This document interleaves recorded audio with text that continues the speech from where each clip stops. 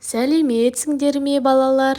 Бүгінгі өтетін сабағымыз ауызша және жазбаша сөйлеу.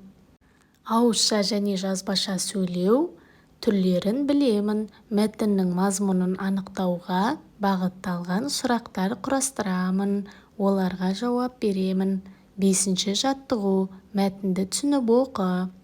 Біздің еститін және айтатын сөзіміз ауызша сөйлеу деп аталады балалар. Бұл дыбыс арқылы беріледі. Жазбаша сөйлеу жазылып берілетін хабар. Сөйлеудің бұл түрі бірден пайда болған жоқ. Алғашқыда адамдар айтқысы келген ойын суретпен бейнелеген. Бұндай суреттер ескі үңгір қабырғалары және тастарда сақталған. Қазір жазу үшін әріптер және басқа да түрлі таңбалар пайдаланылады балалар. Сұрақтарды жалғастырып көр және жауап бер дейді. Бірінші сұрақ: ауызша сөйлеу дегеніміз не? Ауызша сөйлеу дегеніміз бұл біздің еститін және айтатын сөзіміз балалар. Екінші: жазбаша сөйлеу дегеніміз не? Жазбаша сөйлеу дегеніміз жазылып берілетін хабар. Үшінші, төртінші сұрақтарда бұған өзіміз сұрақ қойып жауап беріп кетейік, балалар. Үшінші сұраққа: адамдар алғашқыда ойын қалай айтқысы келген? Алғашқыда адамдар айтқысы келген ойын суретпен бейнелеген екен. Яғни тасқа қашап жазып сурет салып көрсететін болған екен. Енді төртінші сұрақ: қазір жазу үшін нелер пайдаланылады? Қазіргі таңда жазу үшін әріптер және түрлі таңбалар пайдаланылады.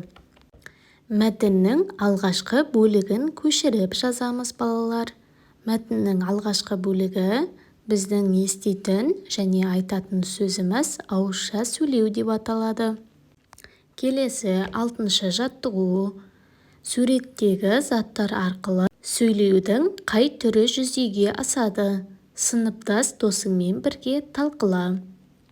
Бұл бізде бірінші көрсетіп тұрған бірінші сурет теледидар, екіншісі компьютер.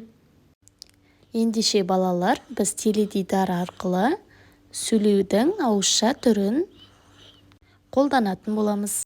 Себебі біз теледидар арқылы бір-бірімізге ауызша түсіндіре аламыз, ауызша айта аламыз, естігенімізді ауызша жеткізе аламыз. Және болып жатқан қызықты оқиғаларымызды, көрген киноларымызды ауызша жеткізе алады екенбіз. Ал енді компьютердің бұл жазбаша түрі жүзеге асады. Яғни біз компьютерге өзіміздің қажетті заттарымызды осы компьютерге теріп жазып отырады екенбіз. Және де басқа істерді жүзеге асырып отырады екенбіз. Келесі: компьютермен жұмыс істеу нұсқаулығын толықтырып жаз дейді. Бірінші: экранға жақын отырма. Екінші: қисаймай тік отыр. Үшінші: электр тоғын су қолмен ұстама. Төртінші: компьютерде ұзақ отырма деп өзіміз жазып кетеміз. Жетінші жаттығу. Жұмбақтар мен шешуіндегі заттарды сәйкестендір. Сөзі дана, үні жоқ, сөйлемейді, тілі жоқ. Қолыңа алсаң шешен, ақылы асқан көсем. Бұл кітап екен.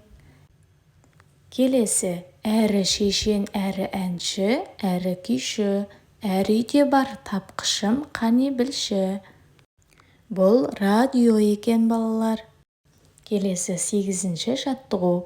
Суреттегі заттардың алғашқы әріптерінен сандардың реті бойынша сөз шығарып айт дейді.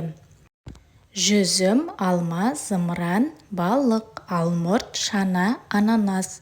Осының бірінші әріптерін құрастырғанда жазбаша сөзі шығады.